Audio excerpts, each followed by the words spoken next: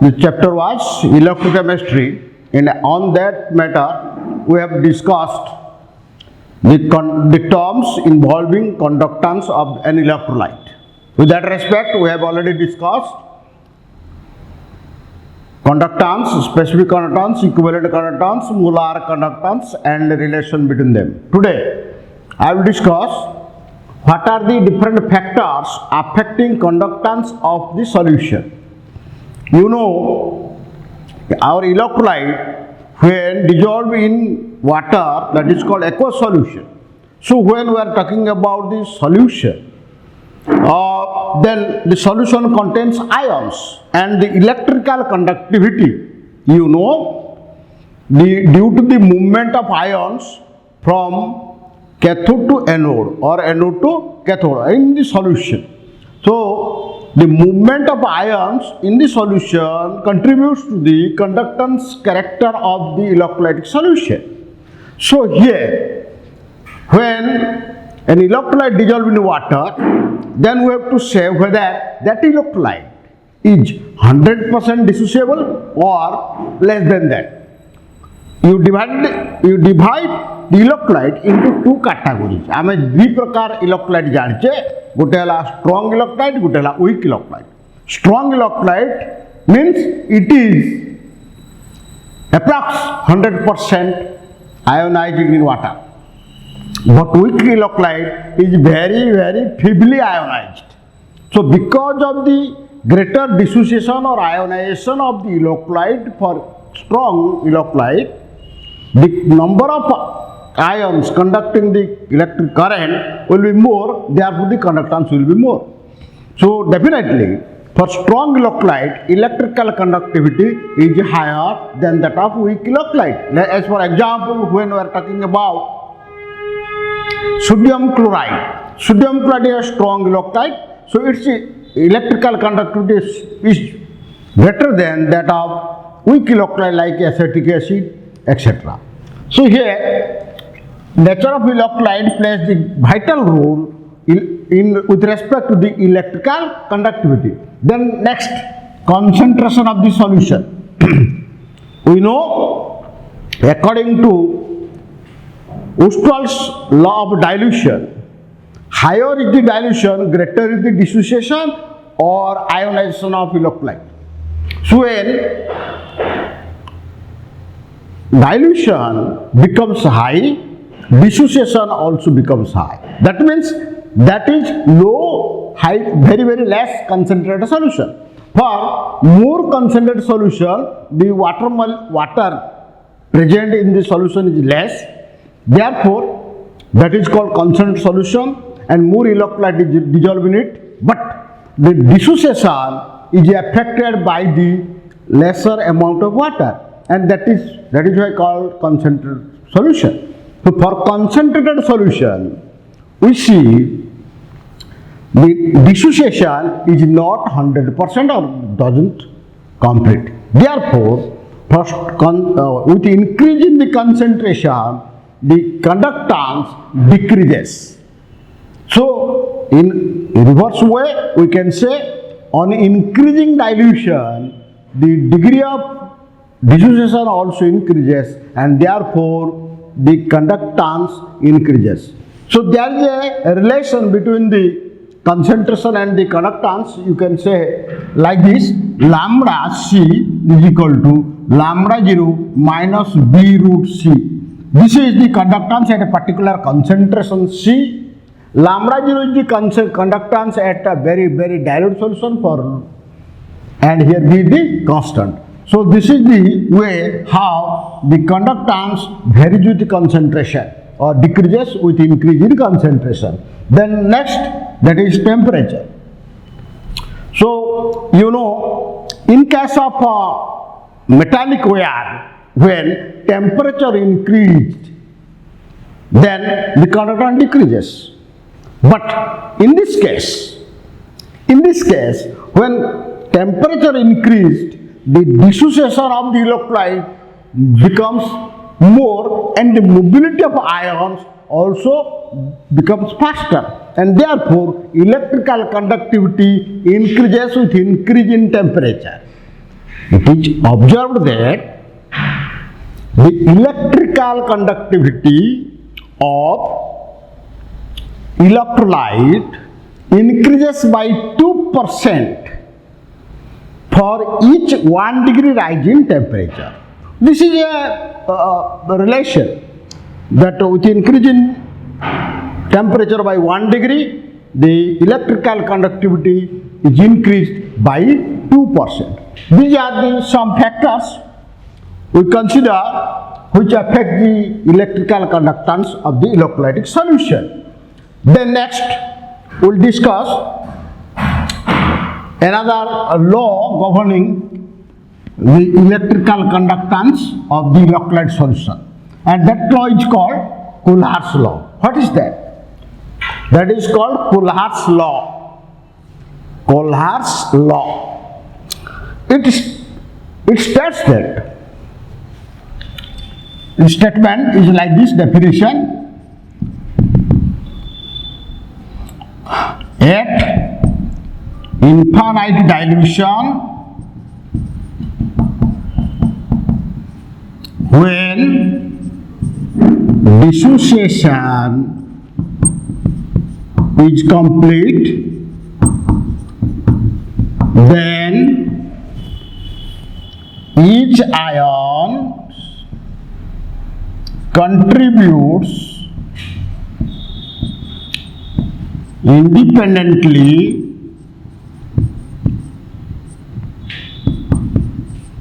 towards their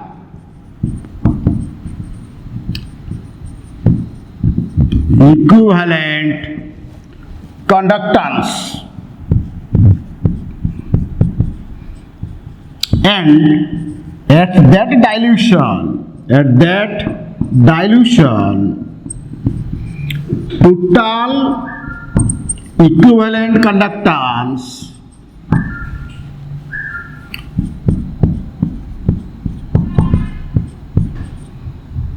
is the sum of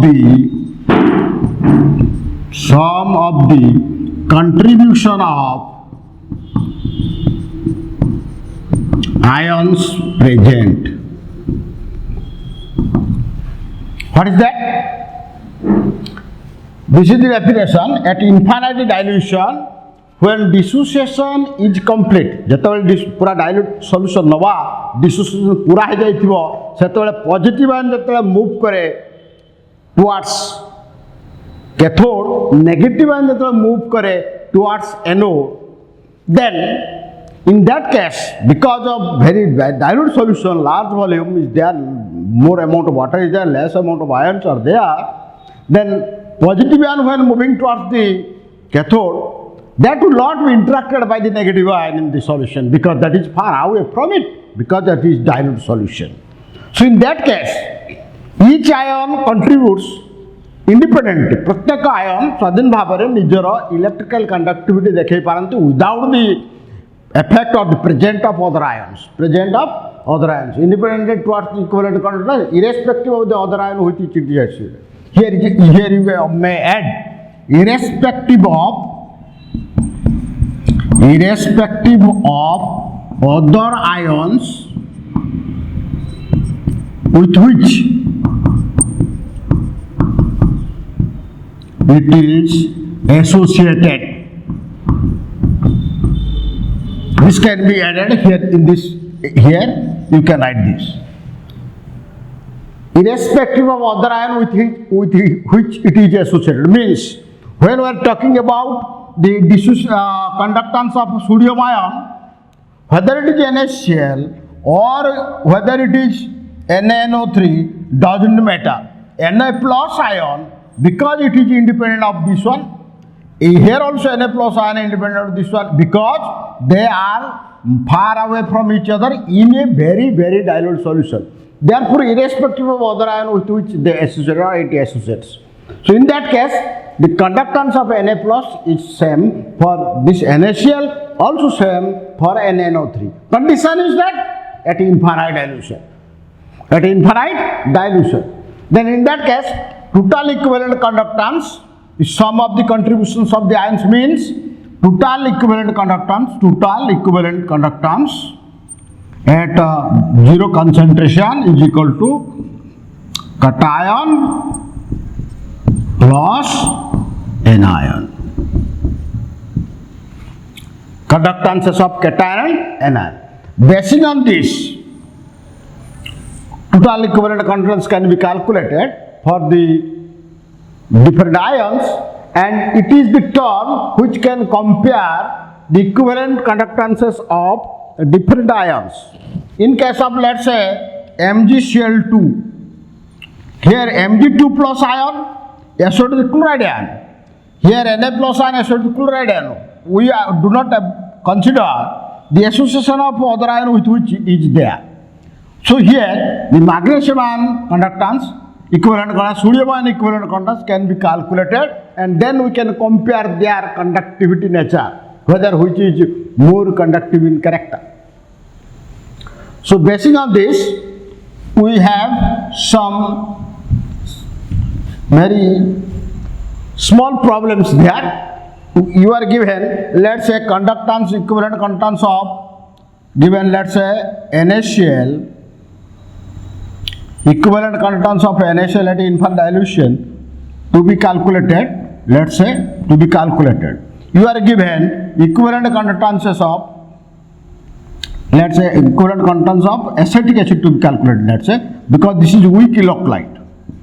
This is an weak electrolyte. We have to calculate equivalent conductance of, or the total equivalent conductance of acetic acid. You cannot, this at infinite dilution even, this cannot be dissociated. So directly experimentally, you cannot calculate the total equivalent conductance of acetic acid, because acetic acid is a weak electrolyte that will not dissociate 100% in the solution. So practically or experimentally, we cannot calculate the equivalent conductance of, total equivalent conductance of acetic acid. So by the help of Coulomb's law, we can calculate total equivalent conductance of weak electrolyte like acetic acid or any other one. In that case, what happens? You are given, for this calculation, you are given equivalent content of NaCl, equivalent content of HCl, and equivalent conductance of sodium acetate, let's say. These are the strong electrolytes. You can experimentally calculate these values, and let's say these values are given. Let's say the value of sodium acetate, let's say 182, and here say, let's say 100 to 102, and this is, let's say, 91, or say, should say this may be 120, let's say. This is what is the equivalent conductance. The unit is there. So then we can calculate the equivalent of acetic acid by the help of these strong electrolytes. So here the equivalent content of acetic acid can be calculated by knowing CH3 equivalent of sodium acetate plus equivalent content of HCl minus equivalent contents of NaCl. So that the contribution of Na plus and Cl minus will be subtracted, and the contribution of acetate ion and H plus ion will be there, and you can easily calculate the 182 plus 102 minus 120, that may be 284, 120, 164 is the equivalent contents of NaCl, acetic acid. So by the help of Coulomb's law, we can only calculate the total equivalent conductance of a weak electrolyte by the help of, again, the conductances value measured for the strong electrolyte experimentally, and that will be given. This is one of the application of Coulomb's law. And next, another application of Coulomb's law is that whenever we are talking about the dissociation of electrolyte, that dissociation again contributes to the conductance value. Let's say dissociation of an electrolyte at a particular concentration is, the conductance of a particular concentration is lambda C at a particular concentration. But experimentally you can calculate this one. Theoretically, by the help of the Coulomb's law, you can calculate lambda infinite. So this ratio gives the degree of dissociation of that electrolyte. Lambda alpha is the degree of dissociation of the or degree of ionization of that electrolyte is the conductance of the electrolyte at a particular concentration divided by total conductance of electrolyte at infinite dilution. This is the conductance value, conductance at a particular concentration divided by conductance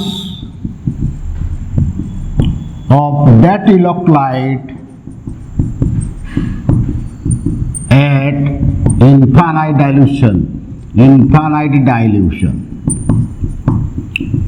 This is the theoretical one and this is the experimental one. And by the help of this, you can calculate alpha or degree of ionization, degree of dissociation, or so to say for electrolyte it is degree of ionization.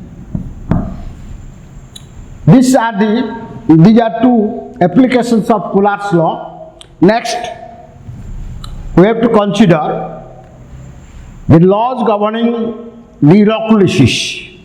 And these two laws, Faraday's laws of electrolysis, are also as good as important for your council examination. And that is Faraday's first law of electrolysis, another one Faraday's second law of electrolysis. Let us discuss what is that.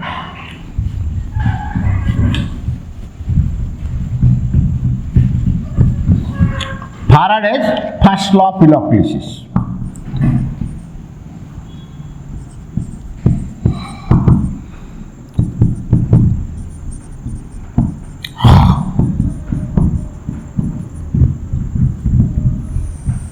You know, in the electrolysis, what happens there? Cation and anion, they are moving towards the respective electrodes and they get discharged or deposit, or some gaseous component may evolve out at the respective electrodes. So here, this law gives the relationship between the amount of electricity that we are using with the amount of substance that is deposited or liberated at the respective electrode during electrolysis. And law defined as statement is like this.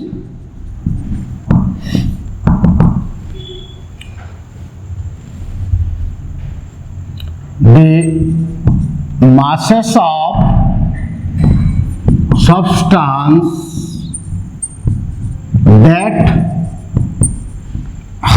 that is deposited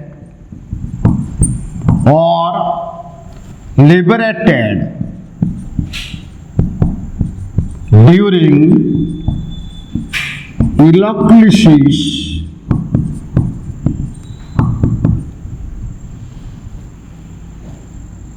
is directly proportional to the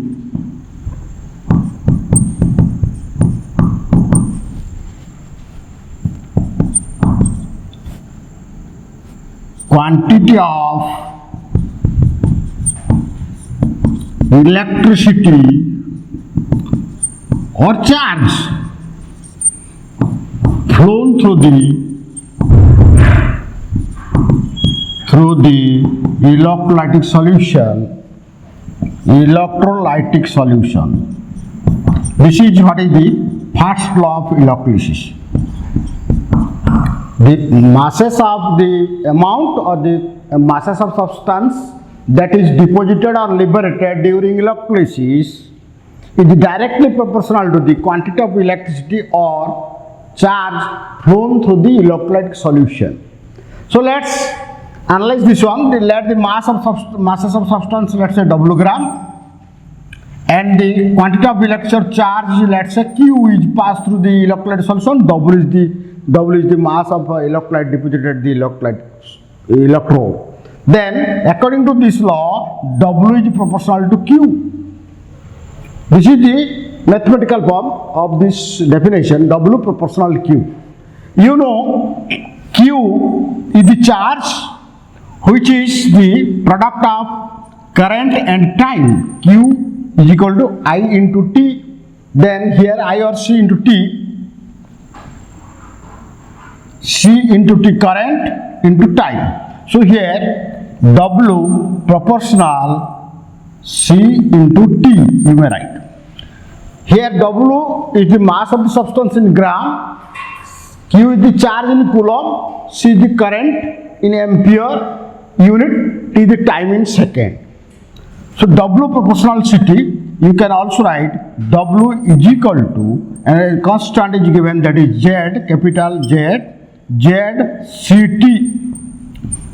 Here Z plays the vital role to indicate something.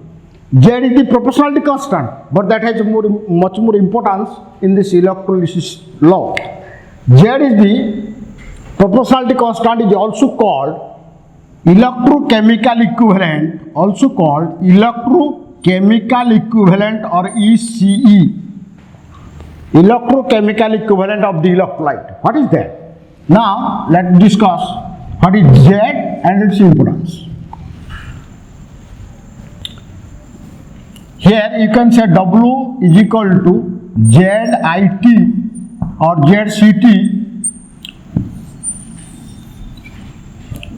Z is the proportional constant. Then it can be defined as when C is equal to 1 ampere according to the definition as usual. T, let's say 1 second, then W is equal to Z.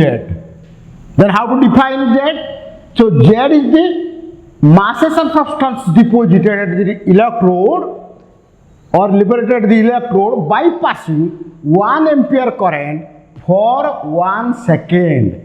Duration is 1 second. Current amount is 1 ampere. Then the amount that deposited or liberated at the respective electrode is called electrochemical equivalent or Z. But that means W is equal to Z. This is the definition. But when we are talking about the unit, you can easily write W is equal to ZCT or Z is equal to, you can write WYCT. Here this CT is coulomb and W is gram, so it is gram per coulomb. Gram per coulomb, you can write. Gram per coulomb.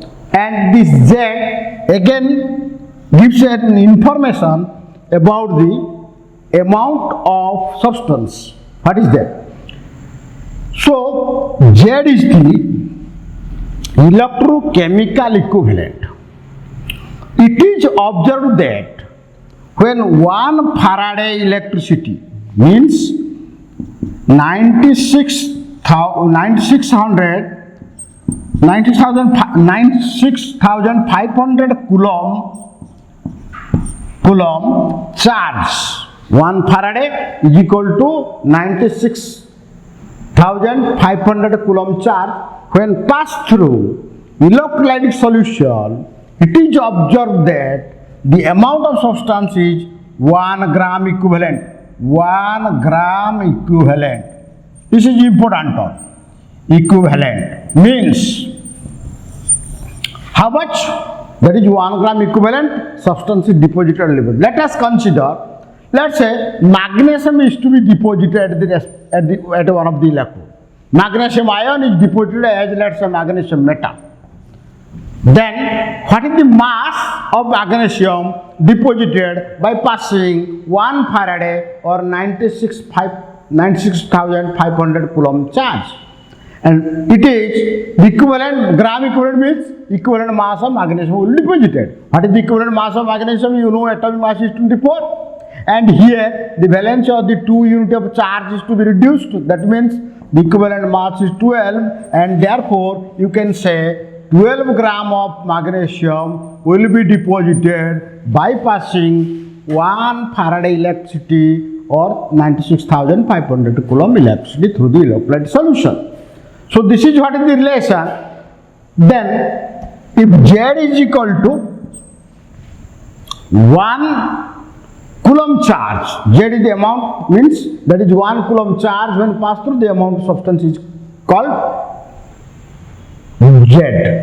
But when 96,000 coulomb charge is passed through the electrolytic solution, then that is called 1 gram equivalent mass of the substance is deposited. Therefore, when we are talking about the Z, the amount of substance deposited by passing, that is 96,500 coulomb or 1 farad electricity, that is 1 gram equivalent. 1 gram equivalent mass of the substance deposited by passing 96,500 coulomb charge. This is the value of Z. You can calculate it. You can calculate for any electrolytic solution or any electrolyte or this substance. Let's say the value of Z for magnesium. You have already calculated magnesium equivalent is 12. Equivalent mass of magnesium is 12, and that 12 gram is deposited by passing 96,500 coulomb. Therefore, this value gives the value of Z for magnesium. So Z value is not same for all. It is different. That depends on the nature of the substance to be deposited or liberated. So when it is observed that when 1 farad electricity is passed through electrolytic solution, then 1 gram equivalent mass of electrolyte substance is deposited or liberated. Now let us consider. Let's say aluminium is to be deposited from the aluminium ion solution by passing through some current. Then it is asked what mass of aluminium metal is to be deposited by passing, let's say here is 96,500 coulomb, let's say 45,000 coulomb electricity. It is a question. What mass of aluminum is deposited? You can easily calculate because you know 96,500 coulomb can able to deposit equivalent mass of aluminum, and that is equivalent mass of aluminum. You know here the 3 unit charge is reduced. Therefore, equivalent mass of aluminum is 9 gram. 9, let's say. So by passing 96,500 coulomb, the mass of aluminum deposited 9 gram. Then for 1 coulomb, then you can also calculate for 45,000 coulomb what is the mass. You can easily calculate. So basing on this, a number of questions can be asked. You can also ask like this. Let's say this is one question. Let's say permanganate ion is to be reduced by passing electric current to, let's say, manganese Mn2 plus. If it is 1 mole, then find out the amount of or the number of Faradays required for this reduction. So this is one of the reduction process by electric current, and here manganese, you know the oxidation state of manganese here is +7. Manganese oxidation state is +7. So when manganese in permanganate form change to manganese ion Mn2 plus, then what is the charge reduced here? That is 5 unit. So the change in oxidation number also related to Faraday, because here for 1 mole, here 5 mole electrons are required. You know 1 mole electrons carries charge equal to 1 Faraday. Remember, 1 mole electron carries 1 Faraday electricity. This is one of the relation, and you can also calculate the 1 mole charge of 1 mole electron by multiplying 6.023 with 1 electron. That will come to 96,000 approx 500 coulomb. Therefore, here is 5 mole electrons means 5 Faraday electricity is required for this change from Mn MnO4 minus to Mn2 plus by the electrolysis process रे जदि तार charge decrease करूथाय बा increase करूथाय जतिक unit सेही अनुसार आमे कहबा for 1 mole if it is considered, then the number of moles of electron is equal to number of Faraday that is used in the electrolytic solution. This is about the Faraday's first law of electrolysis. In next class I will discuss about the second law of electrolysis. Thank you.